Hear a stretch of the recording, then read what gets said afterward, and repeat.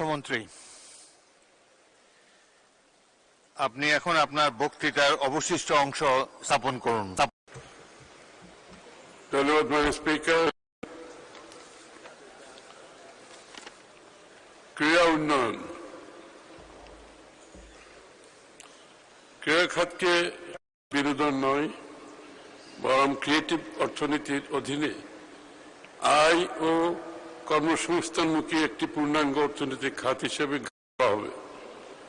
আমাদের সরকার খেলাধুলাকে পেশা হিসেবে প্রতিষ্ঠার লক্ষ্যে ইতিমধ্যে ৩০০ জন ক্রীড়াবিদকে ক্রীড়া ভাতা প্রদান করেছে। আমরা ৬৪ জেলায় স্পোর্টস ভিলেজ নির্মাণের উদ্যোগ গ্রহণ করেছি। সেটির অংশ হিসেবে ইতিমধ্যে 10টি স্পোর্টস ভিলেজের প্রাথমিক নকশা প্রস্তুত করা হয়েছে। আন্তর্জাতিক সহযোগিতা বৃদ্ধির লক্ষ্যে স্পোর্টস ডিপ্লোমেসি জোরদারের উদ্যোগ হয়েছে। মাননীয় প্রধানমন্ত্রীর ঘোষণা অনুযায়ী ইতিমধ্যে নতুন করে স্পোর্টস কর্মসূচি চালু করা হয়েছে, যার মধ্যে 12 থেকে 14 বছরের প্রতিভাবান ক্রীড়া শিক্ষার্থীদের বৃত্তি প্রদান করা হবে। এতে football, cricket, kabaddi, athletics, badminton, দাবা, সাঁতার ও মার্শাল আর্ট মোট 8টি খেলা অন্তর্ভুক্ত করা হয়েছে। নতুন করে স্পোর্টস দেশ থেকে 1,21,492 জন কিশোর ও 47,130 জন কিশোরী সহ মোট 1,68,622 জন খেলোয়াড় নিবন্ধন।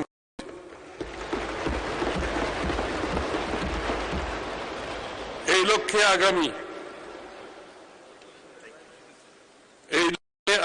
26-27 অর্থ বছরে আমি 200 কোটি টাকা বরাদ্দের প্রস্তাব করছি। প্রতিটি শিক্ষার্থীকে অন্তত একটি খেলাধুলায় অংশগ্রহণের সুযোগ নিশ্চিতকরণে বিভিন্ন পর্যায়ে নিয়মিত ক্রীড়া প্রতিযোগিতা ও টুর্নামেন্ট আয়োজন করা হবে।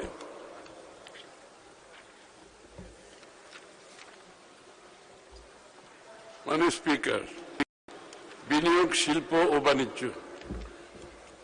দেশে বিনিয়োগ বান্ধব পরিবেশ সৃষ্টি, শিল্পায়নের গতি ত্বরান্বিত করা, বৈদেশিক বিনিয়োগ আকর্ষণ, অঞ্চলভিত্তিক শিল্পায়ন এবং বাণিজ্য সম্প্রসারণের মাধ্যমে কর্মসংস্থান সৃষ্টিতে সরকার বহুমুখী উদ্যোগ বাস্তবায়ন করছে। এ লক্ষ্যে উল্লেখযোগ্য পদক্ষেপগুলো হল: ইজ অফ ডুইং বিজনেস নিশ্চিত করতে একক ডিজিটাল প্ল্যাটফর্ম বাংলা বীজ করা হয়েছে। 19টি সম্ভাবনাময় খাতে এফডিআই আকর্ষণে হিটম্যাপ প্রকাশ করা হয়েছে।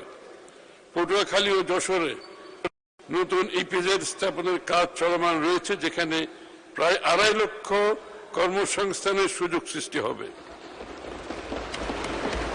কুড়িগ্রাম, নীলফামারী, চাঁদপুর, কুষ্টিয়ায় নতুন অর্থনৈতিক অঞ্চল স্থাপনের কাজ শুরু হয়েছে। মাননীয় স্পিকার, সম্ভাবনাময় দেশসমূহের সাথে free trade agreement, preferential trade agreement, economic partnership agreement সহ বিভিন্ন বাণিজ্য বিনিয়োগ সহযোগিতা চুক্তি সম্পাদনে উদ্যোগ গ্রহণ করা হয়েছে।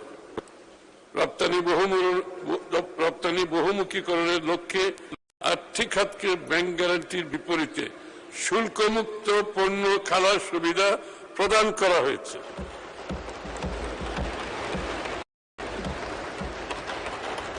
আর কোনো হ্যারাসমেন্ট নাই, কোনো সমস্যা নেই, সরাসরি ওনারা আনবেন, রপ্তানি করবেন।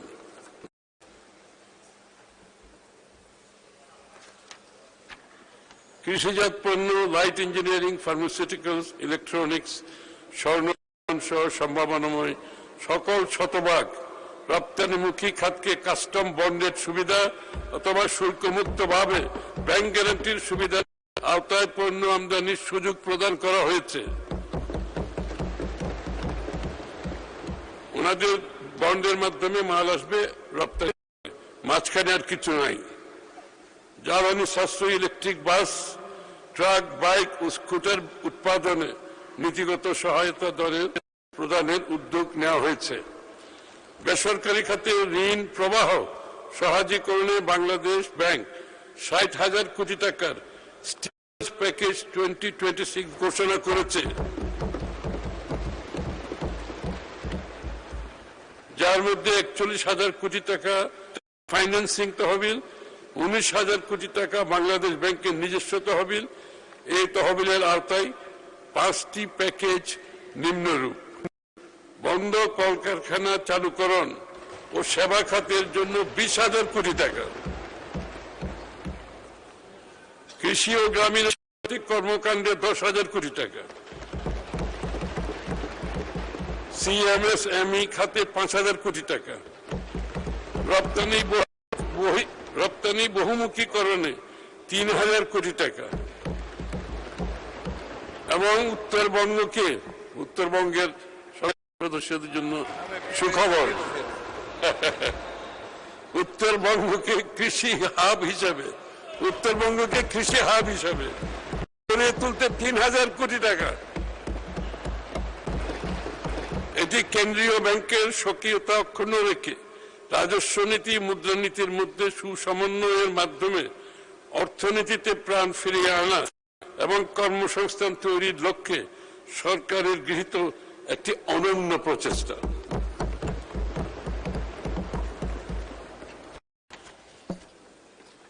এসএমই খাতের বিকাশে এই সেক্টরে পুনরুত্থান স্কিমের আওতায় সরকারি সংস্থা যেমন ইটকম, বিআইএফএফএল, এসএমই ফাউন্ডেশনের মাধ্যমে সহজ শর্তে ঋণ বিতরণের জন্য 2026-27 অর্থবছরে 2,000 কোটি টাকা বরাদ্দ প্রস্তাব করছি।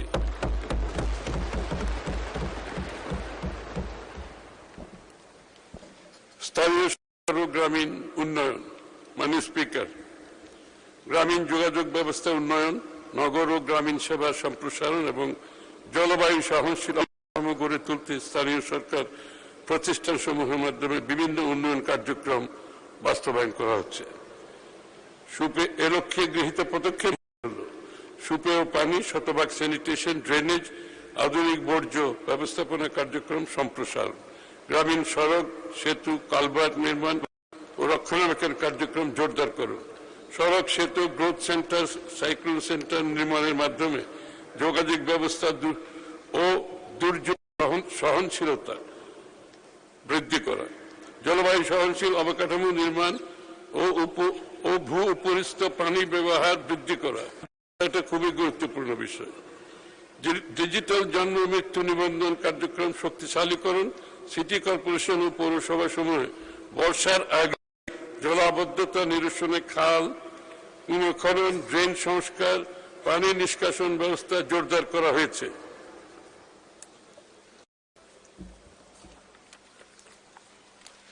যুবক প্রান্তিক জনগোষ্ঠীর আর্থিক ও প্রযুক্তিগত সক্ষমতা বৃদ্ধিতে গুরুত্ব দেওয়া হয়েছে। গৃহীত পদক্ষেপ সমূহ হল দারিদ্র্য বিমোচন ও কর্মসংস্থান সৃষ্টিমূলক কর্মসূচি বাস্তবায়ন, নারী উদ্যোক্তা উন্নয়ন ও আর্থিক অন্তর্ভুক্তি জোরদার করা। নারীরা, আমাদের নারী সংসদ সদস্যরা মধ্যে এটা খেয়াল করবে না,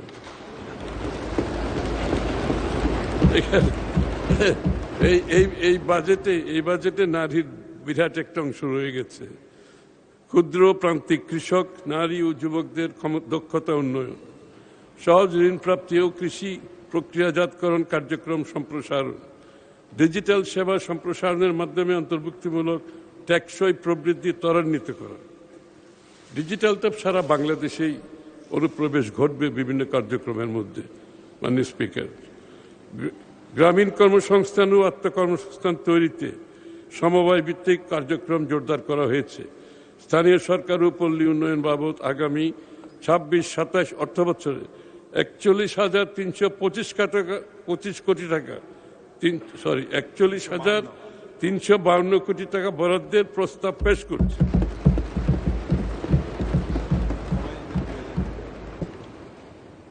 কি খুশি নাকি?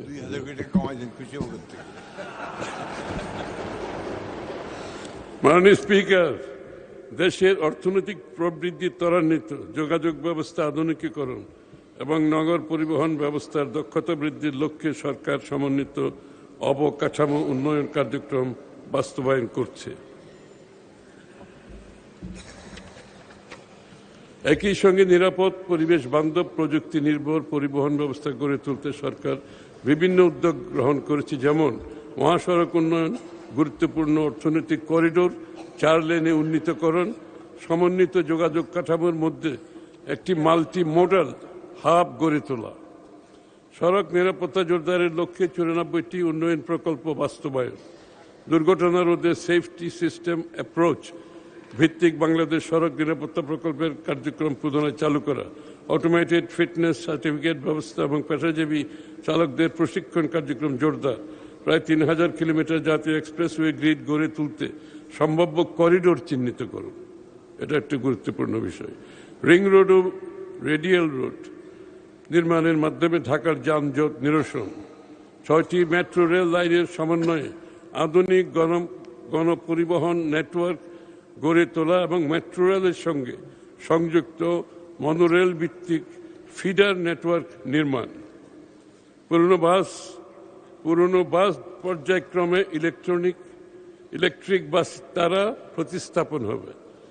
পুরনো বাস পর্যায়ক্রমে ইলেকট্রিক বাস দ্বারা প্রতিস্থাপন করা হবে। দ্বিতীয় যমুনা সেতু, তৃতীয় মেঘনা সেতু, ঢাকা চট্টগ্রাম এলিভেটেড এক্সপ্রেসওয়ে নির্মাণের পরিকল্পনা গ্রহণ, সম্প্রসারণের বিভিন্ন উন্নয়ন কার্যক্রম বাস্তবায়ন করছে।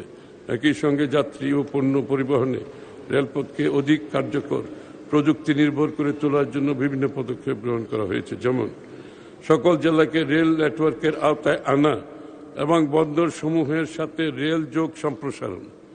সকল জেলাকে রেল নেটওয়ার্কের আওতায় আনা এবং বন্দর সমূহের সাথে রেল যোগাযোগ সম্প্রসারণ। আধুনিক লোকোমোটিভ ক্যারেজ ওয়াগন সংগ্রহ, সৈয়দপুর পাহাড়তলী রেলওয়ে ওয়ার্কশপের সক্ষমতা বৃদ্ধি এবং স্থানীয় কোচ ও লোকোমোটিভ সংযোজন। তারা আমাদের ক্যাপাসিটি বিল্ডিং, আস্তে আস্তে আমরা কোচগুলো নিজেরা করতে চাই স্থানীয়ভাবে। ডুয়েল গেজ ডাবল লাইন নির্মাণ ও আধুনিক সিগন্যালিং ব্যবস্থা চালু, ইলেকট্রিক ট্র্যাকশন ও উচ্চগতির রেল সংযোগ চালুর পরিকল্পনা গ্রহণ। ঢাকা চট্টগ্রাম রেলপথের ঢাকা কুমিল্লা অংশে কর্ড লাইন নির্মাণ করা হবে, যার ফলে এই পথের দূরত্ব 80 কিলোমিটার কমে যাবে। ঢাকা চট্টগ্রাম রেলওয়ে করিডোর আধুনিকায়ন, আভ্যন্তরীণ নৌপথের সক্ষমতা বৃদ্ধিতে বিভিন্ন কার্যক্রম বাস্তবায়ন করছে, যেমন নৌপরিবহন খাতের অবকাঠামো উন্নয়ন, আভ্যন্তরীণ নৌপথের উন্নয়ন কার্যক্রম জোরদার, ড্রেজিং কার্যক্রম সম্প্রসারণ, কন্টেইনার ও কার্গো হ্যান্ডলিং দক্ষতা উন্নয়ন, নদী বন্দর ও লঞ্চঘাট আধুনিকায়ন, মাতারবাড়ি গভীর সমুদ্র বন্দর বাস্তবায়নের মাধ্যমে আন্তর্জাতিক বাণিজ্য ও ট্রান্সশিপমেন্ট সক্ষমতা বৃদ্ধি, মংলা বন্দরের সক্ষমতা বাড়াতে নতুন যন্ত্রপাতি সংযোজন, জেটি ব্যবস্থা উন্নয়ন এবং কার্গো হ্যান্ডলিং কার্যক্রম জোরদার করা, চট্টগ্রাম বে terminal, Patenga container terminal, Laldia container terminal নির্মাণ, নৌপথ সচল উন্নয়ন কার্যক্রম বাস্তবায়ন করা হচ্ছে, যেমন 2034 সালের মধ্যে বাংলাদেশকে দক্ষিণ পূর্ব এশিয়ার অন্যতম প্রধান এভিয়েশন হাবে উন্নীত করা উদ্যোগ নেওয়া হয়েছে।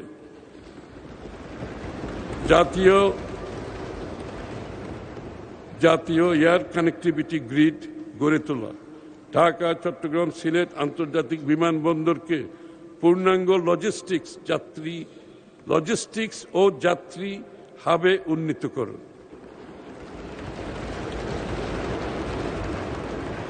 কক্সবাজার, যশোর, রাজশাহী ও সৈয়দপুরকে আন্তর্জাতিক গেটওয়ে হিসেবে গড়ে তোলা, বোয়িং এর সঙ্গে 14টি আধুনিক উড়োজাহাজ ক্রয়ের লক্ষ্যে চুক্তি স্বাক্ষর, হজরত শাহজালাল আন্তর্জাতিক বিমানবন্দরের 3য় টার্মিনাল শীঘ্রই চালুর প্রস্তুতি, হজরত শাহজালাল আন্তর্জাতিক বিমানবন্দরের প্রায় 90,000 বর্গমিটার জায়গা জুড়ে ওয়াইফাই নেটওয়ার্ক বিস্তৃত করা হয়েছে, জিডিপিতে পর্যটন খাতের অবদান 6-7% উন্নীত করার লক্ষ্য ঘোষণা, বৃহৎ পর্যটন পরিকল্পনার অংশ হিসেবে এই খাতে পর্যটক আকর্ষণ, বিপুল কর্মসংস্থান সৃষ্টির লক্ষ্যে বিনিয়োগ রোডম্যাপ প্রণয়ন করা হচ্ছে। এবং বাংলাদেশ বিমানের আন্তর্জাতিক সংযোগ সম্প্রসারণের পাশাপাশি যাত্রী সেবা ও কার্গো ব্যবস্থাপনা আধুনিকীকরণ।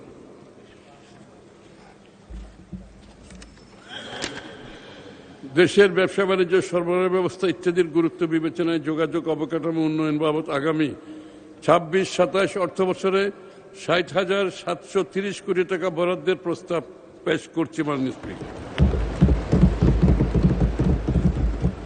পরিবেশ ও জলবায়ু পরিবর্তন এবং পানি সম্পদ ব্যবস্থাপনা।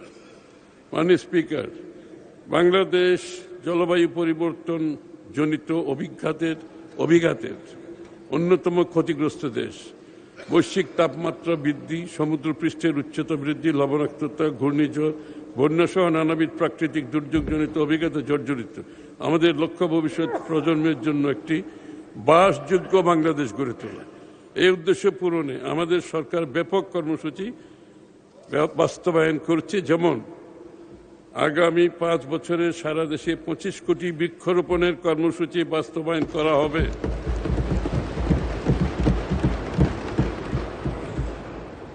এর ফলে প্রত্যক্ষ ও পরোক্ষভাবে প্রায় 3 দশমিক 2026-27 অর্থ বছরে 25,960 হেক্টর ব্লক বাগানে 4,28,97,000 চারা রোপণ করা হবে। 3,727 কিলোমিটার স্ট্রিপ বাগানে 37,27,000 চারা রোপণ। 4,000 হেক্টর ম্যানগ্রোভ বাগানে 1,77,76,000 চারা রোপণ। বসতবাড়ি বনায়নে 56 লক্ষ চারা রোপণের লক্ষ্যমাত্রা নির্ধারণ করা হয়েছে।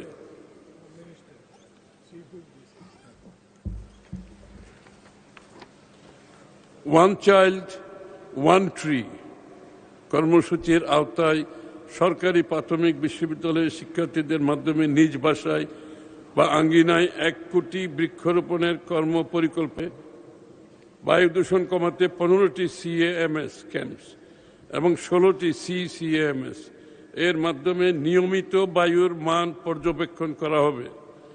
যানবাহনের দূষণ নিয়ন্ত্রণে BRT এর মাধ্যমে 10টি আধুনিক ভেহিকল ইন্সপেকশন সেন্টার স্থাপন করা হবে। ইলেকট্রিক বাস সার্ভিস চালুর পরিকল্পনা রয়েছে। বর্জ্য ব্যবস্থাপনার জন্য নতুন গাইডলাইন হালনাগাদ বিধিমালা প্রণয়ন করা হবে। রিডিউস, রিইউজ, রিসাইকেল 3R নীতির আওতায় আগামী 5 বছরে প্লাস্টিক বর্জ্য 30% কমানোর লক্ষ্য নির্ধারণ করা হয়েছে।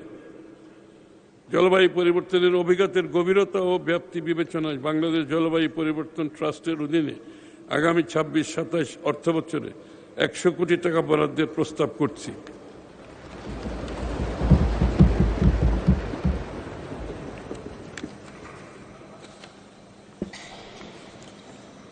লক্ষ্যে ব্যাপক খাল খনন ও পুনঃখনন কর্মসূচি বাস্তবায়ন করছে। আগামী 5 বছরে 20,000 কিলোমিটার নদী, খাল, জলাধার খনন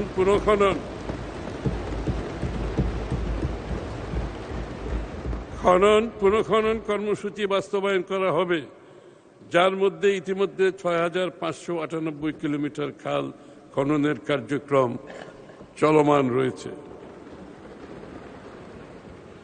2026-27 অর্থ বছরে 309 কিলোমিটার বাঁধ নির্মাণ, পুনর্নির্মাণ ও মেরামত এবং ফ্লাড ওয়াল নির্মাণ করা হবে।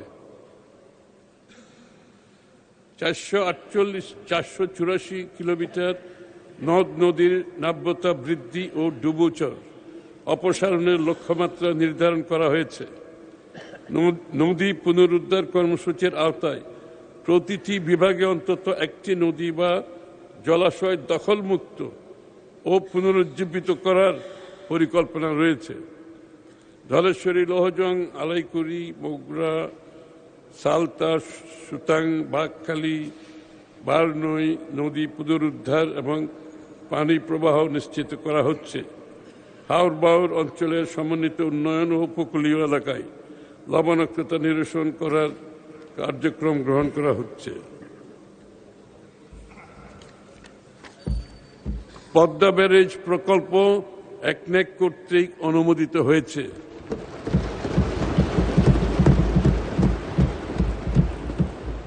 দক্ষিণ পশ্চিমাঞ্চলের কৃষি, পরিবেশ, পানি ব্যবস্থাপনায় দীর্ঘমেয়াদী পরিবর্তনের লক্ষ্য নিয়ে আগামী 7 বছরে প্রকল্পটি বাস্তবায়ন করা হবে। উক্ত প্রকল্পে দেশের প্রায় 37% মানুষ সরাসরি উপকৃত হবে। 4টি বিভাগের 19টি জেলা, 120টি উপজেলা সুবিধাভোগ করবে। এছাড়াও আমাদের সরকার দেশের উত্তরাঞ্চলের মানুষের ভাগ্য বদল ও জীবনযাত্রার মান উন্নয়নে তিস্তা মহাপরিকল্পনা বাস্তবায়নের উদ্যোগ গ্রহণ করে। দরিদ্রদের জন্য কর্মসংস্থান কর্মসূচি ইজিপিপি কর্মসূচির আওতায় প্রায় 20 লাখ গ্রামীণ শ্রমিকের কর্মসংস্থান নিশ্চিত করা হয়েছে, যার 1/3 নারী।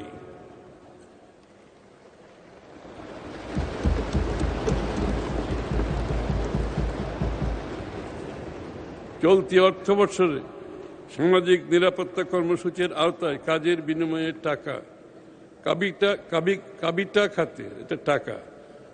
খাতে 1510 কোটি টাকা এবং গ্রামীণ অবকাঠামো রক্ষণাবেক্ষণ টিআর খাতে 1454 কোটি টাকার বেশি বরাদ্দ দিয়ে গ্রামীণ অবকাঠামো সচল রাখা হয়েছে। ভূমিকম্প ও অন্যান্য দুর্যোগ মোকাবেলায় 521 কোটি টাকা ব্যয়ে আধুনিক উদ্ধার সরঞ্জাম ও 11টি এরিয়াল প্ল্যাটফর্ম ল্যাডার ক্রয় করা হয়েছে। ঘূর্ণিঝড় প্রস্তুতি, আপনারা জানেন আমাদের এরিয়াল ল্যাডার না থাকার কারণে অনেক অগ্নিকাণ্ড ঢাকাতে হয়েছে, যেগুলোর সমাধান খুব কঠিন ছিল।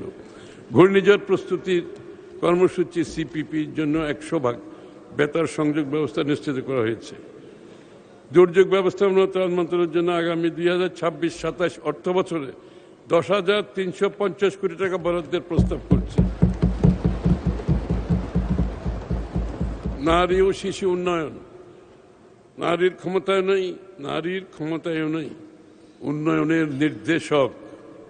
তাই নারীর ক্ষমতায়ন ও শিশু নিরাপদ শৈশব নিশ্চিত করাই আমাদের লক্ষ্য। আধুনিক শিক্ষা, স্বাস্থ্যসেবা, কর্মসংস্থানের মাধ্যমে নারীদের স্বনির্ভরতা এবং শিশুদের সুরক্ষা নিশ্চিত করা হবে। এক্ষেত্রে আমরা নিম্নরূপ কার্যক্রম গ্রহণ করেছি। কর্মজীবী নারীদের জন্য প্রথম ধাপে 20টি এবং পরবর্তী ধাপে আরও 60টি আধুনিক ডে কেয়ার কেন্দ্র স্থাপন করা হবে। বিদেশ ফেরত নারী শ্রমিকদের পুনর্বাসন ও সামাজিক নিরাপত্তা নিশ্চিত করা হবে। ভালনারেবল ওমেন বেনিফিট কর্মসূচির আওতায় 10,40,000 নারীকে মাসিক 30 কেজি চাল দেওয়া হচ্ছে। অলরেডি দেওয়া হচ্ছে 10,40,000 নারীকে। হ্যাঁ, নারী ও শিশু নির্যাতন প্রতিরোধে দ্রুত ব্যবস্থা গ্রহণের জন্য কুইক রেসপন্স টিম অধিকতর শক্তিশালী করা হচ্ছে।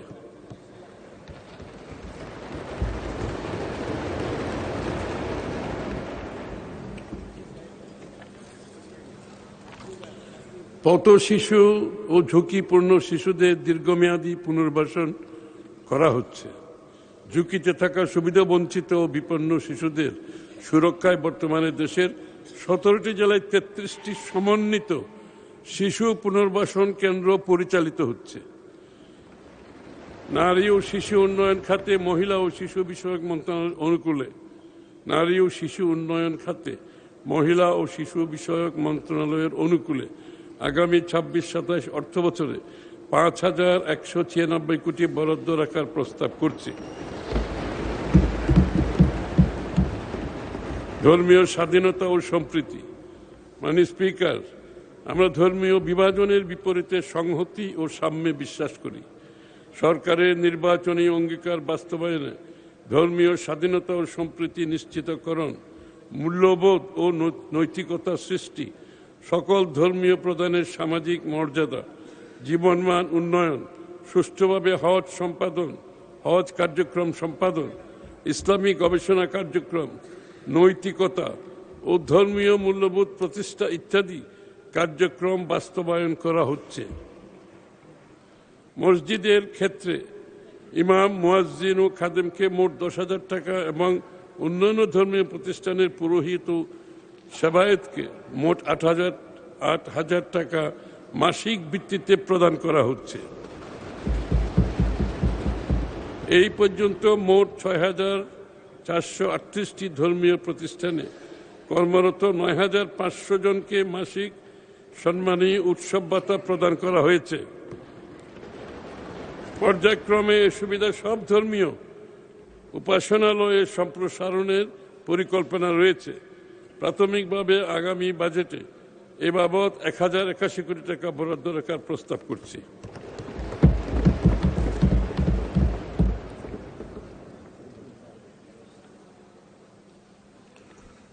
ওয়াকফ সম্পত্তির অবৈধ উচ্ছেদ উদ্ধার কার্যক্রমের অংশ হিসাবে 11টি ওয়াকফ স্টেটের 28.2 একর সম্পত্তি উদ্ধার করা হয়েছে। হজ ব্যবস্থাপনা অধিকতর সাশ্রয়ী, সহজ ও সাবলীল করতে প্রয়োজনীয় কার্যক্রম গ্রহণ করা হচ্ছে।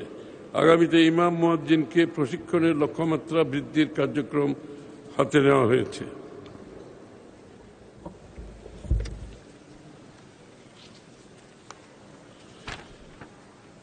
রাজস্ব খাত সংক্রান্ত প্রস্তাবনা। মাননীয় স্পিকার, বাজেটের আকার ও জিডিপির প্রবৃদ্ধি বিবেচনায় নিয়ে অভ্যন্তরীণ রাজস্ব আহরণের লক্ষ্যমাত্রা নির্ধারিত হয়, যার সিংহভাগ অর্থাৎ প্রায় 86% আহরণ করে জাতীয় রাজস্ব বোর্ড।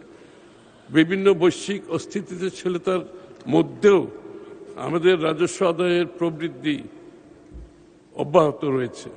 রাজস্ব আহরণ জাতীয় রাজস্ব বোর্ডের প্রধান উদ্দেশ্য হলেও দেশের শিল্পায়ন, কর্মসংস্থান সৃষ্টি, ব্যবসার ক্ষেত্র বৃদ্ধি, দেশীয় শিল্পের বিকাশ ও প্রতিরক্ষণ এবং বৈদেশিক বিনিয়োগ আকৃষ্টকরণে জাতীয় রাজস্ব বোর্ডের ভূমিকা অগ্রগণ্য। মাননীয় স্পিকার, সরকারের লক্ষ্য মধ্যমেয়াদে কর জিডিপি অনুপাত 10% করা এবং দীর্ঘমেয়াদে 2035 সালের মধ্যে 15% উন্নীত করা। এই জন্য প্রয়োজন একটি ন্যায্য, প্রযুক্তি নির্ভর, সর্বজনীন, পূর্বানুমানযোগ্য প্রেডিক্টেবল রাজস্ব কাঠামো। প্রেডিক্টেবিলিটি খুব গুরুত্বপূর্ণ। মাননীয় স্পিকার, এটাই জনগণের কমপ্লেইন, এটা আমরা নিশ্চিত করছি ইনশাআল্লাহ, যা ব্যবসা বান্ধব পরিবেশ সৃষ্টি করবে এবং বিনিয়োগ, উৎপাদন, কর্মসংস্থান, ভোগ, কর চক্রকে, investment, production, employment, consumption, tax cycle আরও গতিশীল করবে।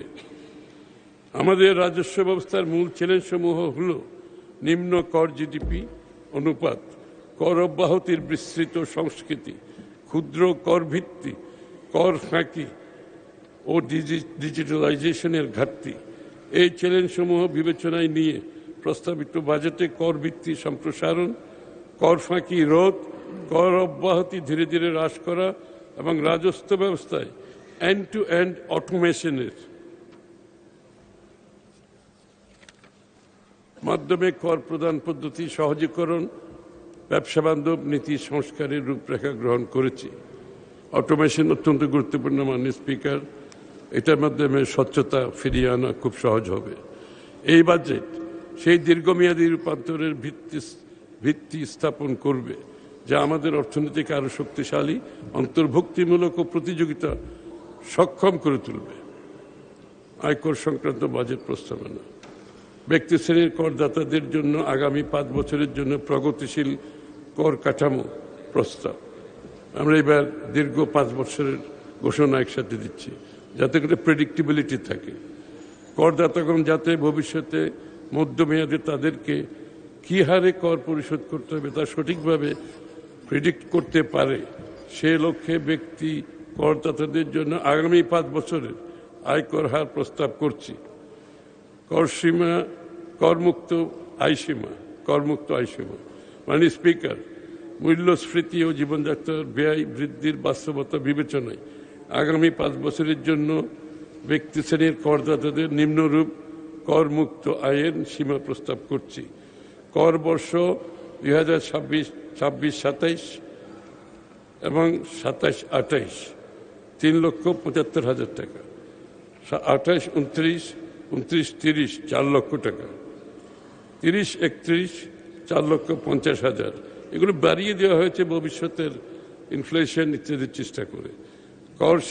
করমুক্ত আয়ের সীমা বিদ্যমান 3,50,000 টাকা থেকে 3,75,000 টাকা এবং পরবর্তী বছরগুলোতে ক্রমান্বয়ে করমুক্ত আয়ের সীমা বৃদ্ধির প্রস্তাব করছি।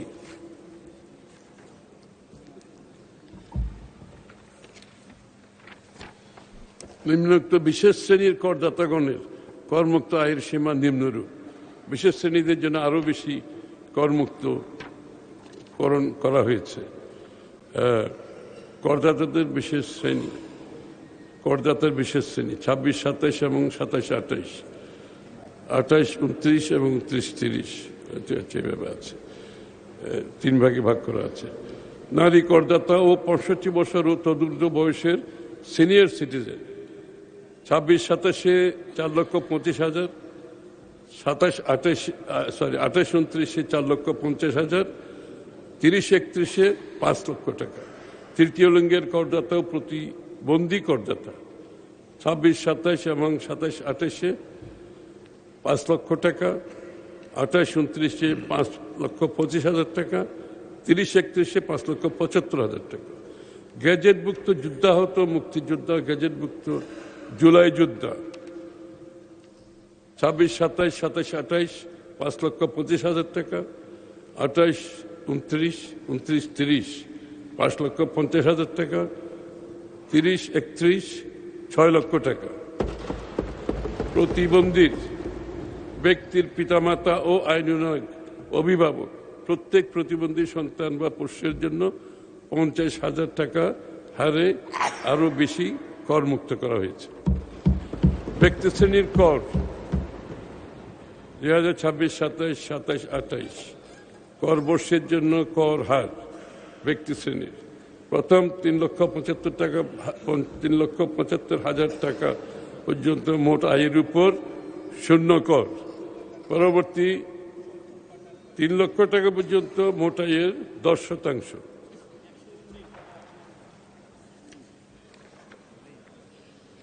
পরবর্তী 40,000 টাকা পর্যন্ত, এটা ক্রমান্বয়ে যেটা বাড়ছে আমি সেটা বলছি, পরবর্তী আরো যদি 40,000 টাকা মোট 4 লাখ, পরবর্তী আরো 4 লাখ টাকা পর্যন্ত আয়ের উপর 15%, পরবর্তী 5 লাখ টাকা পর্যন্ত আয়ের উপর 20%, পরবর্তী 20 লাখ টাকা পর্যন্ত আয়ের উপর 25% উপর, এবং 35,75,000 টাকার বেশি অবশিষ্ট আয়ের উপর 30%। 28-29 এবং 29-30 কর বর্ষের জন্য কর হার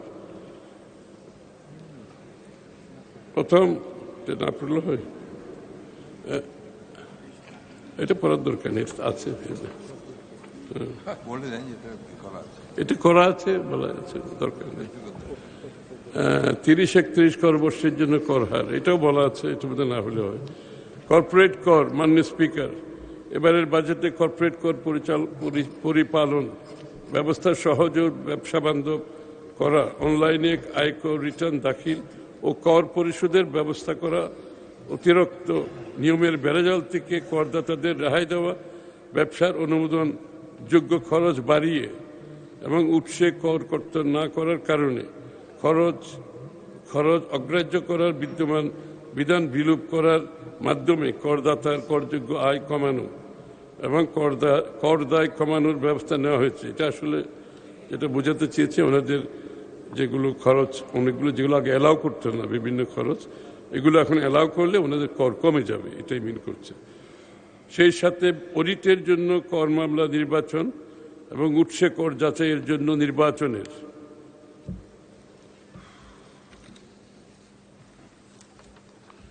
প্রক্রিয়া সম্পূর্ণ স্বচ্ছ ও অটোমেটেড করার উপর জোর দেওয়া হচ্ছে, অটোমেশনের উপর জোর দেওয়া হচ্ছে। নীতির ধারাবাহিকতা রক্ষা এবং বিনিয়োগকারীগণকে মধ্যমেয়াদে একটি নির্দিষ্ট হারে কর আরোপের নিশ্চয়তা প্রদানের লক্ষ্যে বিদ্যমান কর্পোরেট কর হার আগামী কর বছরে অপরিবর্তিত রাখার প্রস্তাব করছি। তবে আগামী দিনগুলোতে করের আওতা বৃদ্ধির মাধ্যমে, এটা খুব ইম্পর্টেন্ট, আগামী দিনগুলোতে করের আওতা বৃদ্ধির মাধ্যমে কাঙ্ক্ষিত পরিমাণ কর আদায় করার মাধ্যমে ধীরে ধীরে কমিয়ে আনতে সচেষ্ট থাকব। আমরা চাইব করের হার কমিয়ে আনতে গ্র্যাজুয়ালি। একটু যদি দেশের অর্থনীতি উন্নয়নের দিকে যায় তখন ক্রমান্বয়ে কর হার কমানো হবে ইনশাল্লাহ।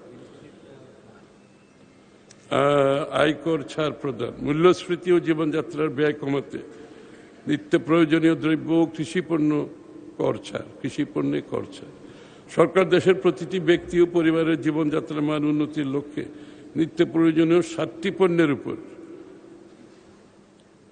উৎসে কর হ্রাসের একটি বড় জনমুখী পদক্ষেপ গ্রহণ করেছে। মৌলিক কৃষি ও ভোগ্যপণ্য যেমন ধান, চাল, গম, আলু, গবাদি পশু, হাঁস, মুরগি, মাছ, পেঁয়াজ, রসুন, আদা, লবণ, চিনি, ভোজ্য তেল, বীজ সহ বিভিন্ন পণ্যের উপর উৎস করের হার 5%, 2%, 1% হতে হ্রাস করে 0.5% করার প্রস্তাব।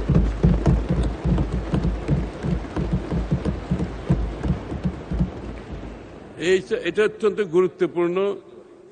বস্তুতপক্ষে সমস্ত খাদ্যপণ্য যেগুলো আমাদের নিম্ন শ্রেণীর, মধ্যম শ্রেণীর জন্য দৈনন্দিন জীবনে তাদের জীবনযাত্রার মানের উপর চাপ সৃষ্টি করে, এইগুলো সবগুলো কমিয়ে দেওয়া হয়েছে মাননীয় স্পিকার।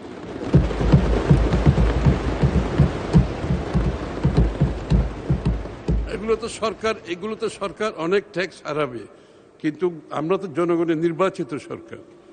আমরা এমনিতেই দেশে মূল্যস্ফীতি চলছে, তার মধ্যে তাদের উপর প্রেশার সৃষ্টি যাতে না হয় আমরা এই সিদ্ধান্ত নিয়েছি। এটা কঠিন সিদ্ধান্ত বাজেটের ব্যাপারে। বিগত বছরগুলোতে দ্রব্যমূল্যের লাগামহীন ঊর্ধ্বগতিতে জনজীবনে যে নাবিশ্বাস উঠেছিল, তার বিপরীতে গণতান্ত্রিক সরকারের নির্বাচনী প্রতিশ্রুতি অনুযায়ী এই পদক্ষেপ আশা করি জনজীবনে স্বস্তি আনবে।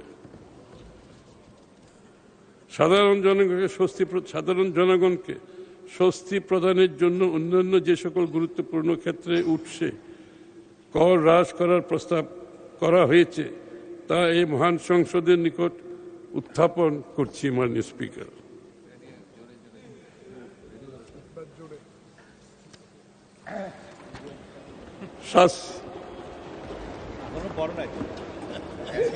আস্তে আস্তে আস্তে আস্তে অসুবিধা।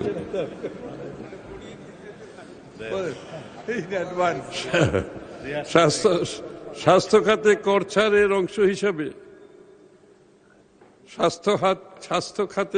ছাড়ের অংশ হিসাবে কিডনি ডায়ালিসিস ফিল্টার আমদানিতে বিদ্যমান 5% অগ্রিম কর সম্পূর্ণ মওকুফ।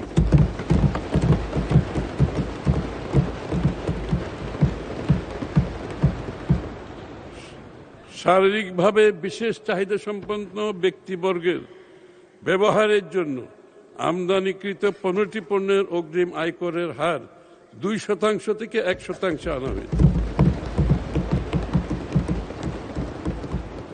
উৎস করের উচ্চ হারের কারণে স্বর্ণ ও স্বর্ণালঙ্কারের সরবরাহ এখনো অনানুষ্ঠানিক রয়ে গেছে। এটা ডার্ক মার্কেটে রয়ে গেছে সোনার বাজারটা।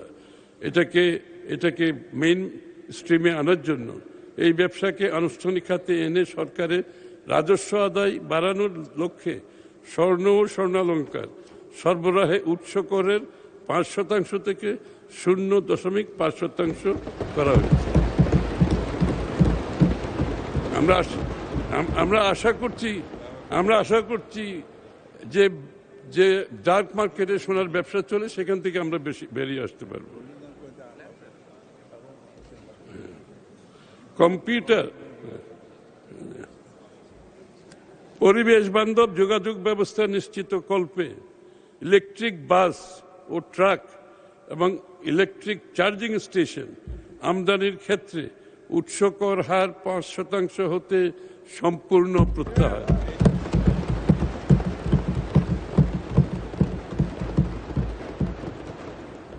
Computer printer, portable automatic data processing machine, flash memory ও কম্পিউটার মনিটর আমদানিতে বিদ্যমান 5% অগ্রিম কর কমিয়ে 2% করা হয়েছে। স্থানীয়ভাবে মোবাইল ফোন উৎপাদনকারী প্রতিষ্ঠানের 22টি কাঁচামাল আমদানিতে অগ্রিম করের হার 5% ও 2% হতে 1% নামিয়ে আনা হয়েছে। বিদ্যুৎ উৎপাদনকারীর কাছ থেকে বিদ্যুৎ ক্রয়ের উপর উৎসে কর কর্তনের হার 4% থেকে 3% করা হয়েছে। রিফাইনারি কর্তৃক জ্বালানি তেল সরবরাহের ক্ষেত্রে উৎসে কর কর্তনের 1.5% হতে 1% করা হয়েছে। রিসাইকেল পণ্য ও রিসাইক্লিং কাঁচামাল এর কর হার রপ্তানিটা পারা গেছে নাকি? বিদ্যুৎ উৎপাদন ও রপ্তানি, সরি একটা ছোট মিস, রপ্তানি কর্তৃক জ্বালানি তেল, এটাই তো জ্বালানি তেল সরবরাহের ক্ষেত্রে উৎস কর 1 থেকে, এটা তো বললাম 1% করা হয়। আচ্ছা, থাক, ঠিক আছে। রিসাইকেল পণ্য ও রিসাইক্লিং কাঁচামাল এ কর হার 3% হতে 1% হ্রাস করা হয়েছে। এটা হচ্ছে আমাদের বর্জ্য ব্যবস্থার উন্নয়নে এবং রিসাইক্লিং প্রসেসগুলোকে যাতে আমরা আমাদের অর্থনীতিতে সঠিকভাবে কাজে লাগাতে পারি।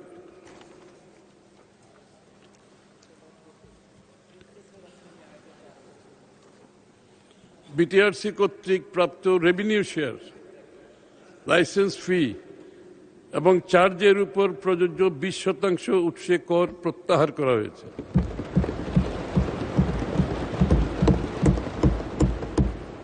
মোবাইল নেটওয়ার্ক সেবা খাতে উৎসে কর কর্তনের হার 12% হতে 10% হ্রাস করা হয়েছে। শিল্পের কাঁচামাল আমদানিতে উৎসে অগ্রিম করের সাধারণ হার 5% হতে 4% হ্রাস করা হয়েছে। বিদেশি বিনিয়োগের স্বার্থে যন্ত্রপাতি ভাড়া বাবদ অনিবাসী নন রেসিডেন্ট করদাতাকে পরিশোধ খাতে উৎস কর কর্তনের হার 15% থেকে 7.5% করা হয়েছে।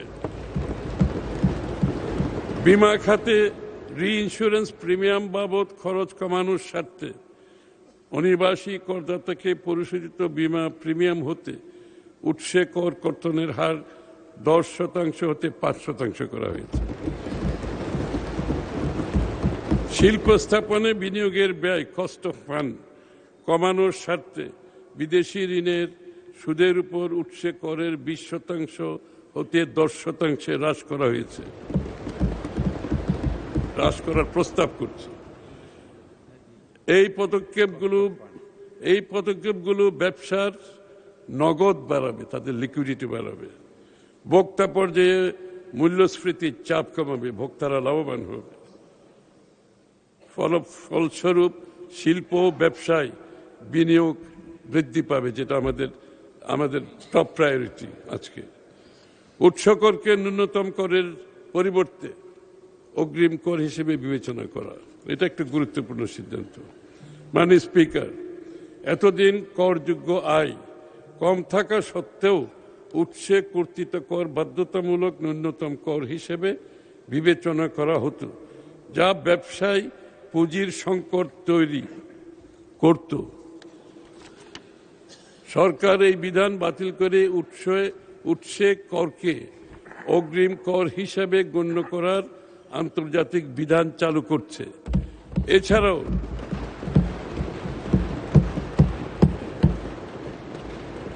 এছাড়াও অতিরিক্ত পরিশোধিত উৎসে কর ফেরত প্রদান করা হবে।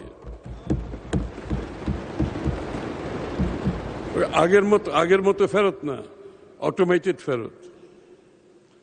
এর মাধ্যমে কর ব্যবস্থায় ন্যায্যতা প্রতিষ্ঠিত হবে। মাননীয় স্পিকার, একটি দায়িত্বশীল রাষ্ট্র হিসেবে আমাদের করণীতি শুধু রাজস্ব সংগ্রহের হাতিয়ার হিসাবে নয়, খাদ্য নিরাপত্তা, জ্বালানি নিরাপত্তা, পরিবেশ সুরক্ষার জন্য ব্যবহৃত হতে হবে।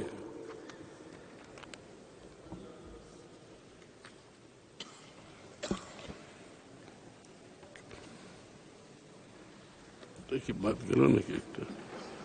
খাদ্য নিরাপত্তা,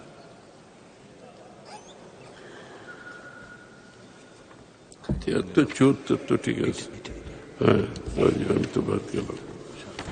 খাদ্য নিরাপত্তা, দেশে ভোজ্য তেলের সরবরাহ বৃদ্ধির লক্ষ্যে দেশীয় তৈলবীজ ব্যবহার করে, এটা গুরুত্বপূর্ণ, দেশে ভোজ্য তেলের সরবরাহ বৃদ্ধির লক্ষ্যে দেশীয় তৈলবীজ ব্যবহার করে ভোজ্য তেল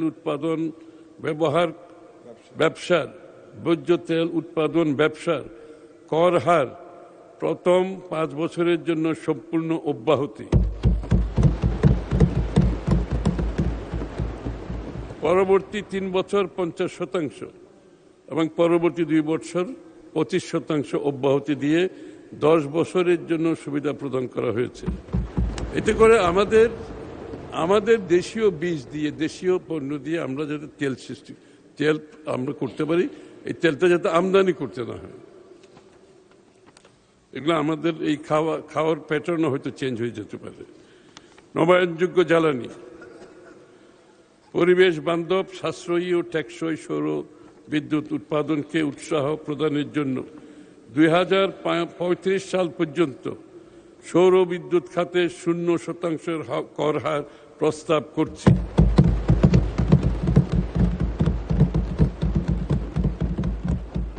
সৌর বিদ্যুৎ আর ট্যাক্স দিতে হবে না।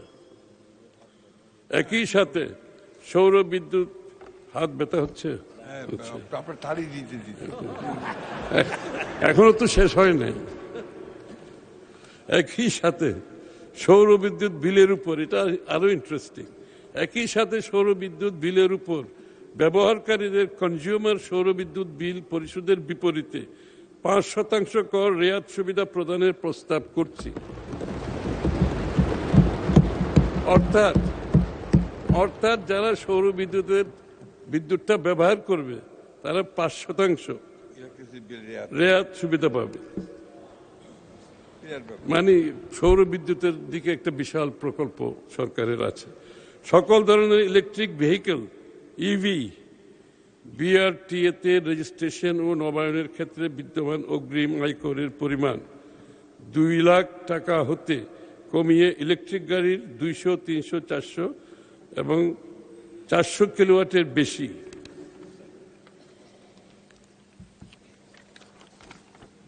ক্যাপাসিটি ভিত্তিতে যথাক্রমে 25,000, 50,000, 75,000 এবং 1 লাখ টাকা নির্ধারণের প্রস্তাব করছি। মানে প্র্যাকটিক্যালি অনেক কম, এটা অনেক কমে গেছে।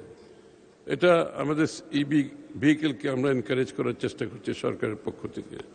মানে স্পিকার, এই বাজেটের কেন্দ্রবিন্দুতে রয়েছে কর্মসংস্থান। আমরা কর নীতিকে এমনভাবে সাজাতে চাই যাতে নতুন ব্যবসা, নতুন ধারণা, নতুন প্রজন্ম এগিয়ে আসতে পারে। তরুণ নারী, প্রতিবন্ধী ও উদ্ভাবনী উদ্যোক্তাদের বিশেষ সহায়তা প্রদানের জন্য বর্তমানে শুধু আইটি ফ্রিল্যান্সিং এর উপর কর অব্যাহতি আছে। এই কর অব্যাহতি সুবিধা অন্যান্য সকল প্রকার ফ্রিল্যান্সিং আয়ের ক্ষেত্রে সম্প্রসারণ করার প্রস্তাব করছি। অল ফ্রিল্যান্সিং, তাদের আর বিষয়টা নাই। এর ফলে ফ্রিল্যান্সাররা তাদের আয় বৈধ পথে ব্যাংকিং চ্যানেলের দেশে আনতে উৎসাহিত হবে।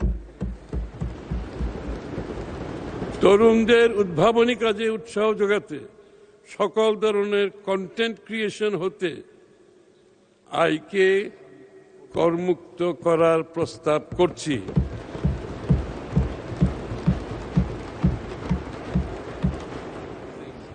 এটা আবার বলবো, এটা আবার বলতে হবে। এটা একটা বিশাল ব্যাপার।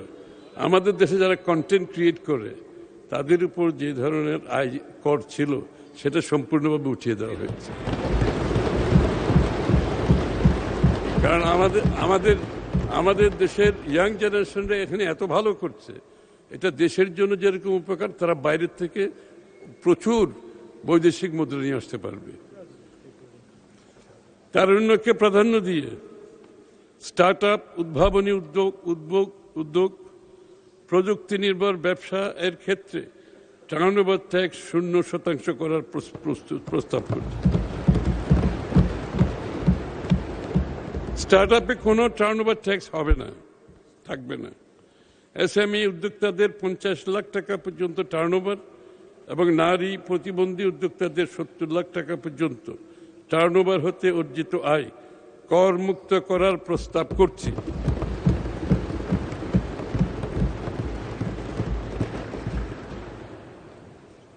বাংলাদেশ ইনভেস্টার্স হ্যাভেনে পরিণত হবে আমার মনে হচ্ছে ইনশাআল্লাহ। ঢাকা ও চট্টগ্রাম সিটি কর্পোরেশনের বাইরে যে কোনো উৎপাদনমুখী শিল্প, পর্যটন ও ক্রীড়াক্ষেত্রের স্থাপনা, যন্ত্রপাতির বিনিয়োগের উপর প্রথম বছরে 60%, দ্বিতীয় বছরে 40% হারে ত্বরান্বিত যে অ্যাক্সেলারেটেড ডেপ্রিসিয়েশন সুবিধা প্রদানের প্রস্তাব করছি।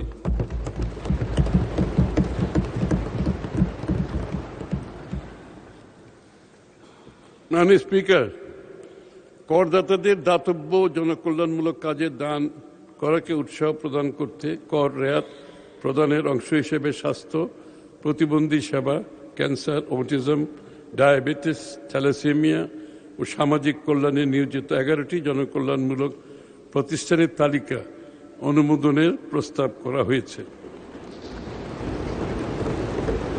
আমাদের লক্ষ্য করের হার বৃদ্ধি নয়, বরং করের ভিত্তি সম্প্রসারণ। এই উদ্দেশ্যে কয়েকটি বাস্তবভিত্তিক পদক্ষেপ নেওয়া হচ্ছে। কর ভিত্তি সম্প্রসারণের জন্য এটা একটা গুরুত্বপূর্ণ। কর ভিত্তি সম্প্রসারণের জন্য খুচরা বিক্রেতাদের কাছে পণ্য সরবরাহের উপর 0.20% অগ্রিম কর সংগ্রহের প্রস্তাব করছি। খুচরা বিক্রেতাদের নিকট হতে সংগৃহীত এ অগ্রিম করের পরিমাণ হবে অতি নগণ্য, প্রতি 1000 টাকায় মাত্র 2 টাকা। তাছাড়া অগ্রিম সংগৃহীত এ আয়কর করদাতার প্রদেয় করের সাথে সমন্বয়ও করতে পারবে। যদি কিছু থাকে কারো, সেটা সমন্বিত করতে পারবে। Student account, no frills account ও বোর্ড কর্তৃক গেজেট দ্বারা টিআইএন গ্রহণের বাধ্যবাধকতা হতে অব্যাহতিপ্রাপ্ত ব্যক্তি ব্যতীত অন্য যে কোনো ব্যক্তি ব্যাংক হিসাব খোলার সময় টিআইএন সনদ দাখিল করা বিধানের প্রস্তাব করছে। এখানে এক্সাম্পশন আছে, হ্যাঁ, ফ্যামিলি কার্ড অনেক অব্যাহতি আছে, এটা খুব বেশি লোককে এফেক্ট করবে না। এটা এক্সাম্পশন আছে অনেকের জন্য। হ্যাঁ, যারা ট্যাক্সের আওতায় আসবে মূলত তাদের এই লোকগুলো এখানে আসবে। Central data integration, central data ইন্টিগ্রেশনের মাধ্যমে এনবিআর এর তথ্য ভান্ডারকে জাতীয় পরিচয়পত্র, ব্যাংক, ইউটিলিটি সেবা, সাব রেজিস্ট্রি অফিস এবং অন্যান্য প্রতিষ্ঠানের সঙ্গে সংযুক্ত করে তথ্য আদান প্রদানের ব্যবস্থা করা। এটা হচ্ছে ট্রান্সপারেন্সির জন্য। আমাদের তো একটা জায়গায় ট্রান্সপারেন্সি আনতে হবে, সকলের জন্য সেটা উপকার হবে।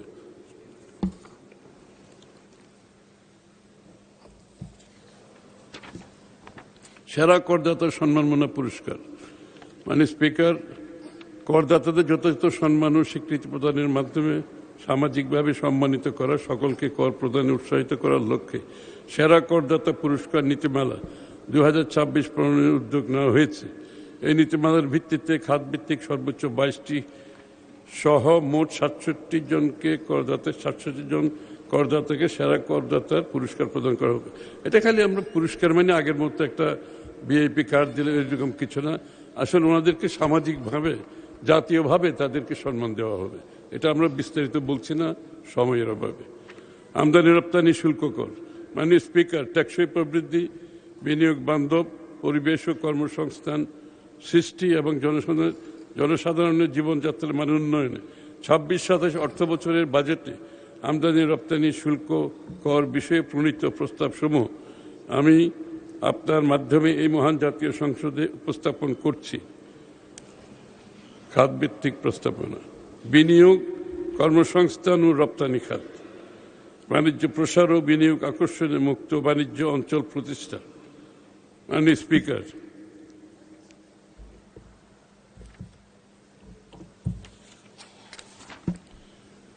বাণিজ্য বিনিয়োগের প্রসারে বিশ্বের বিভিন্ন দেশের ন্যায় মুক্ত বাণিজ্য অঞ্চল ফ্রি ট্রেড জোন স্থাপনের সুবিধার্থে কাস্টমস আইনে একটি নতুন অধ্যায় সহ কতিপয় বিধান সংযোজনের প্রস্তাব করছি। মুক্ত বাণিজ্য অঞ্চলের অভ্যন্তরে রপ্তানির উদ্দেশ্যে পণ্য শুল্ক কর ব্যতিরেকে আমদানি করে তা সংরক্ষণ, গ্রেডিং, প্যাকিং, উৎপাদন ও প্রক্রিয়াজাত করা সম্ভব হবে। এটা একটা আবার বলি, ক্লিয়ার করি। মুক্ত বাণিজ্য অঞ্চলের অভ্যন্তরে রপ্তানির উদ্দেশ্যে পণ্য শুল্ক কর ব্যতিরেকে কোনো শুল্ক দিতে হবে না। বন্ডেড ওয়্যার হাউসের পুরোটাই বন্ডেড ওয়্যার হাউস।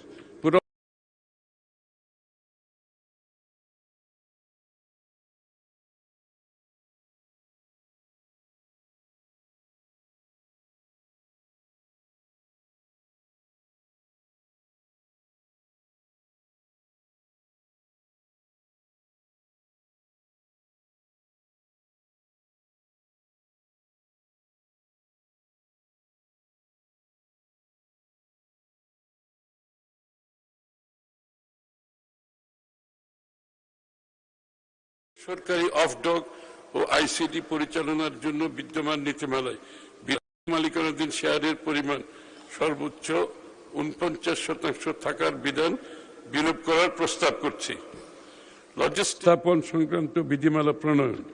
মাননীয় স্পিকার, বিশ্বের স্বনামধন্য লজিস্টিক্স কোম্পানি এবং দেশীয় বেসরকারি খাতকে এয়ার কার্গো ক্লিয়ারেন্স সংক্রান্ত কার্যক্রমে সম্পৃক্ত করার লক্ষ্যে এয়ার কার্গো অপারেটর স্টেশন স্থাপন সংক্রান্ত নতুন একটি বিধিমালা জারির প্রস্তাব করছি। এটি বাস্তবায়িত হলে ঢাকা, চট্টগ্রাম, সিলেট আন্তর্জাতিক বিমানবন্দর পর্যায়ক্রমে পূর্ণাঙ্গ লজিস্টিক হাবে উন্নীত হবে এবং ই কমার্স খাতের ব্যাপক প্রসার ঘটবে। বেসরকারি বন্দর ও টার্মিনাল অপারেটর বিষয়ক বিধিমালা দেশের বন্দর সেবার মান আন্তর্জাতিক পর্যায়ে উন্নীত করা এবং এক্ষেত্রে গ্রিনফিল্ড ইনভেস্টমেন্ট আকর্ষণের লক্ষ্যে বেসরকারি বন্দর এবং টার্মিনাল অপারেটর সংক্রান্ত একটি বিধিমালা জারির প্রস্তাব করছি। দেশে পৌর বিদ্যুৎ উৎপাদনকারী শিল্পের বিকাশে রেয়াতি সুবিধা প্রদান।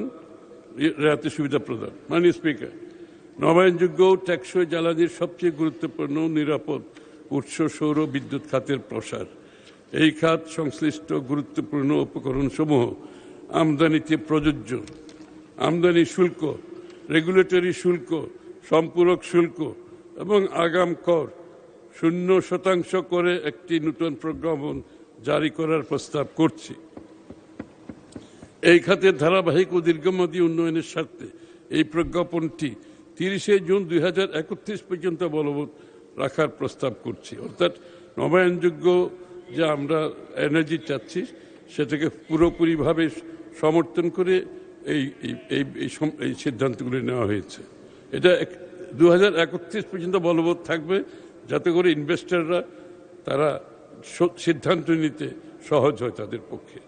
তবে দেশে এই খাত সংশ্লিষ্ট পণ্যের উৎপাদনকে উৎসাহ দিতে এবং দেশীয় শিল্পের বিকাশে mounting structure, lithium cell, battery pack, battery energy storage system ইত্যাদি পণ্যসমূহের রেয়াতি সুবিধা 30 জুন 2028 খ্রিস্টাব্দের পর প্রত্যাহার করার প্রস্তাব করছি।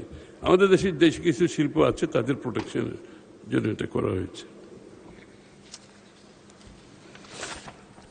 দেশে ইলেকট্রিক গাড়ি ইভি উৎপাদনকারী শিল্পে বিনিয়োগ আকর্ষণের লক্ষ্যে শুল্ক কর অব্যাহতি প্রদান।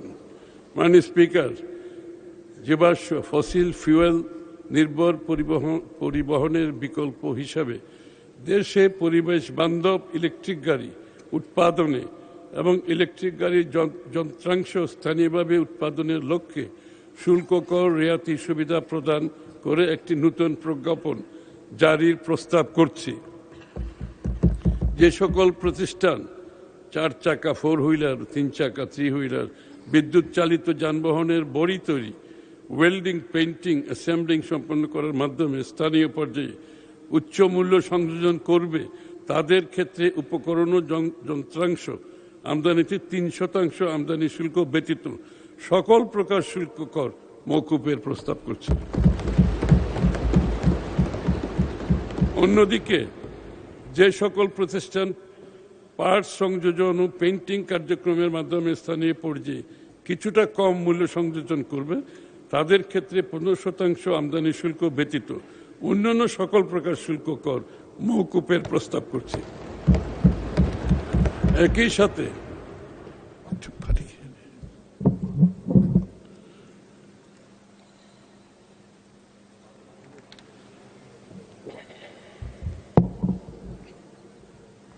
একই সাথে স্থানীয় ইলেকট্রিক বাস ট্রাক উৎপাদনকারী শিল্পের উপকরণ ও কাঁচামাল আমদানির ক্ষেত্রে 5% অতিরিক্ত ভ্যাট এবং অন্য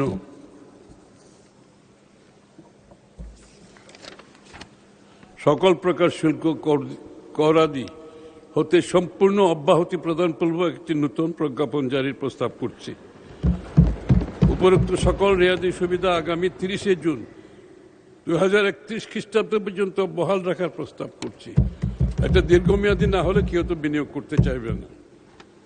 ই বাইক উৎপাদনকারী শিল্পে বিনিয়োগ আকর্ষণের রেয়াতি সুবিধা বৃদ্ধি। মাননীয় স্পিকার, দেশীয় ই বাইক ইলেকট্রিক বাইক উৎপাদনকারী ও সংযোজনকারী প্রতিষ্ঠানের পাশাপাশি স্থানীয়ভাবে পার্টস ও যন্ত্রাংশ উৎপাদনে নিয়োজিত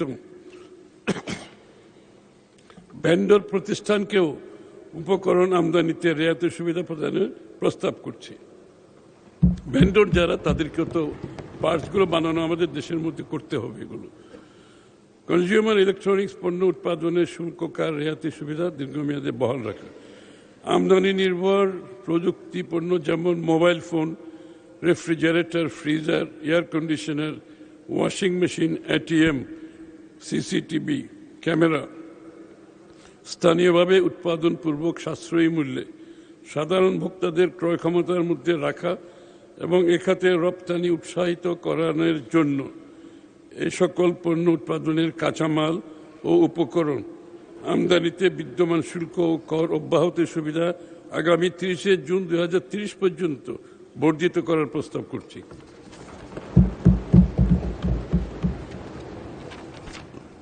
কম্পিউটার ও ডিজিটাল পণ্য উৎপাদন শিল্পের রেয়াতি সুবিধা সংক্রান্ত নতুন প্রজ্ঞাপন জারি। মাননীয় স্পিকার, কম্পিউটার ও ডিজিটাল ডিভাইস খাতের দেশীয় বিকাশকে ত্বরান্বিত করার লক্ষ্যে কম্পিউটারের যন্ত্রাংশ অন্যান্য ডিজিটাল ডিভাইস উৎপাদনের জন্য উপকরণ আমদানিতে বিদ্যমান শুল্ক ও কর অব্যাহতি সুবিধা আগামী 30 জুন 2030 পর্যন্ত বর্ধিত করার প্রস্তাব করছি। দেশে সেমিকন্ডাক্টর শিল্পের বিকাশে দীর্ঘমেয়াদী রেয়াতি সুবিধা প্রবর্তন। স্থানীয়ভাবে সেমিকন্ডাক্টর বা চিপ ডিজাইন, টেস্টিং ও প্যাকেজিং খাতে বিনিয়োগ আকৃষ্ট করতে এই শিল্পে ব্যবহৃত উপকরণ আমদানিতে 1% অতিরিক্ত আমদানি শুল্ক, সমুদ্র রেগুলেটরি শুল্ক, সম্পূরক শুল্ক, মূল্য সংযোজন কর ও আগাম কর আগামী 30 জুন 2031 পর্যন্ত অব্যাহতি প্রদান করে একটি নতুন প্রজ্ঞাপন জারি করার প্রস্তাব করেছে। স্মার্ট কার্ড ও ব্যাংক কার্ড উৎপাদন শিল্পে বিনিয়োগ বৃদ্ধিতে 10টি কাঁচামাল আমদানিতে রেয়াতি সুবিধা প্রদান। সরকারের কল্যাণমুখী নাগরিক সুবিধাসমূহ জনগণের দোরগোড়ায় পৌঁছে দিতে ফ্যামিলি কার্ড, কৃষক কার্ড, ই হেলথ কার্ডের মতো ডিজিটাল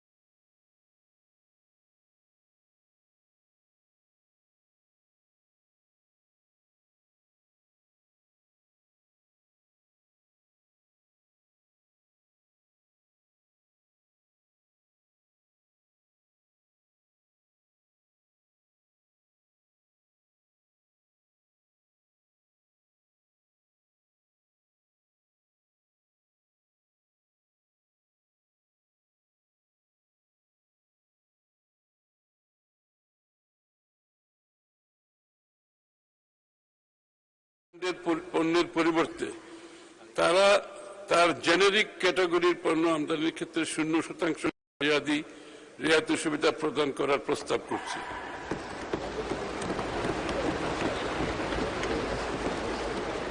সৃষ্ট শিল্পকে প্রতিরক্ষণ প্রদান, দেশীয় চাষ উৎপাদনকে উৎসাহিত করার লক্ষ্যে অপ্রক্রিয়াজাত কাজু বাদাম ক্যাশনাট ইন শেলস এর প্রক্রিয়াজাত কাজু বাদামের ক্যাশনাট শেল আমদানি শুল্ক যথাক্রমে 1% ও 5% থেকে বাড়িয়ে 25%। এগুলো রেডিমেড যেগুলো কাজ আছে এগুলোকে বাড়িয়ে দেওয়া হয়েছে, তবে দেশে উৎপাদকদের জন্য অপ্রক্রিয়াজাত কাজু বাদাম আমদানি শুল্ক 15% করার প্রস্তাব করছি, তারা যাতে ইম্পোর্ট করে আবার প্রসেস করতে পারে, এই জন্য তাদেরটা কমিয়ে দেওয়া হয়েছে। দেশীয় শিল্পের প্রসারে পাঙ্গাস মাছের ফিলেট আমদানিতে সম্পূরক শুল্ক আরোপ। পাঙ্গাস মাছের ফিলেট আমদানি হয় এটাও তো জানতেন না।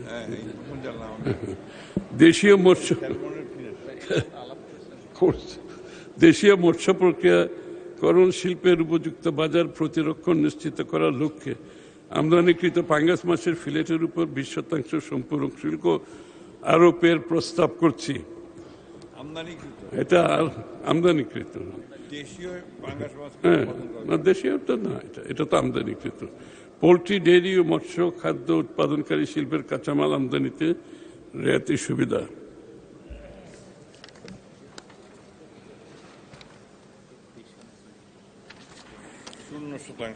পোল্ট্রি, ডেইরি, মৎস্য খাদ্য উৎপাদনকারী শিল্পের ধারাবাহিক প্রবৃদ্ধি সুরক্ষায় সংশ্লিষ্ট প্রজ্ঞাপনের 3টি কাঁচামাল নতুনভাবে অন্তর্ভুক্ত করে 0% হারে রিয়ায়তি সুবিধার প্রস্তাব করছি। পোল্ট্রি খাতে যন্ত্রপাতি, যন্ত্রাংশ আমদানিতে রিয়ায়তি সুবিধা প্রদান। পোল্ট্রি ও ডেইরি শিল্পের প্রয়োজনীয় যন্ত্রপাতি, যন্ত্রাংশ উৎপাদনকারী দেশীয় প্রতিষ্ঠানসমূহ কর্তৃক এই খাতের কতিপয় উপকরণ আমদানিকে রিয়ায়তি সুবিধা সংক্রান্ত প্রজ্ঞাপনে নতুনভাবে, আগেরও আছে, এটা নতুনভাবে অন্তর্ভুক্ত করে আমদানি শুল্ক 0% করার প্রস্তাব করছে।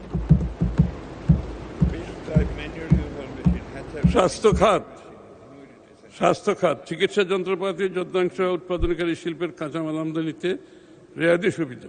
দেশের চিকিৎসা যন্ত্রপাতি ও যন্ত্রাংশ মেডিকেল ইকুইপমেন্ট উৎপাদনকারী শিল্পের বিকাশের স্বার্থে এই শিল্পের অতি প্রয়োজনীয় কতিপয় কাঁচামাল আমদানিতে 15% এবং অন্য কিছু কাঁচামাল আমদানিতে 5% আমদানি শুল্ক নির্ধারণ করার এবং এই সংশ্লিষ্ট প্রজ্ঞাপনের মেয়াদ আগামী 30শে জুন 2030 সাল পর্যন্ত বলবৎ রাখার প্রস্তাব করছি। এটা হচ্ছে প্রোটেকশনের জন্য, আমাদের এখানে যারা মেডিকেল ইকুইপমেন্ট তাদের প্রোটেকশনের জন্য। কিডনি রোগীদের ব্যবহার্য ডায়ালিসিস ফিল্টার আমদানিতে শুল্ক কর অব্যাহতি। দেশের বিপুল সংখ্যক কিডনি রোগে আক্রান্ত মানুষের জীবন বাঁচাতে এবং ডায়ালিসিস প্রক্রিয়া সচল রাখতে ডায়ালিসিস ফিল্টার একটি সংবেদনশীল ও অপরিহার্য চিকিৎসা সামগ্রী। বর্তমানে এই চিকিৎসা উপকরণটি আমদানির ক্ষেত্রে উচ্চ করভার থাকায় গুরুতর অসুস্থ রোগীদের চিকিৎসা ক্ষেত্রে অতিরিক্ত ব্যয়ের সৃষ্টি হচ্ছে। তাই ডায়ালিসিস ফিল্টার আমদানিতে আরোপিত বিদ্যমান 15% মূল্য সংযোজন কর, 5% অগ্রিম আয় কর সম্পূর্ণভাবে প্রত্যাহার করার প্রস্তাব করছি।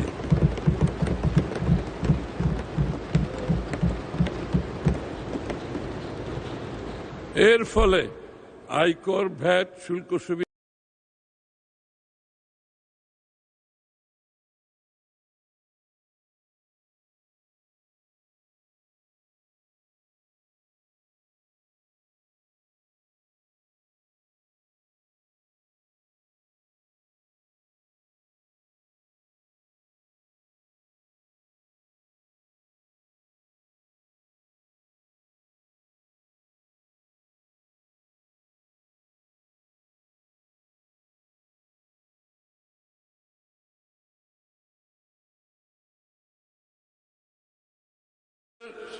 ও তৈরি নতুন 9টি কাঁচামাল রেহাতি সুবিধা প্রদান।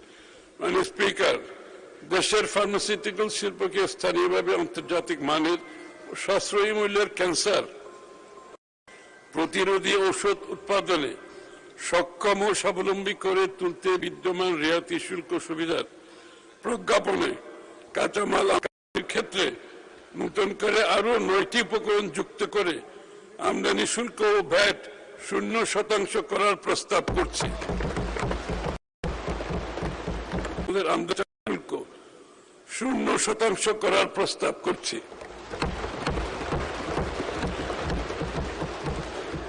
আমাদের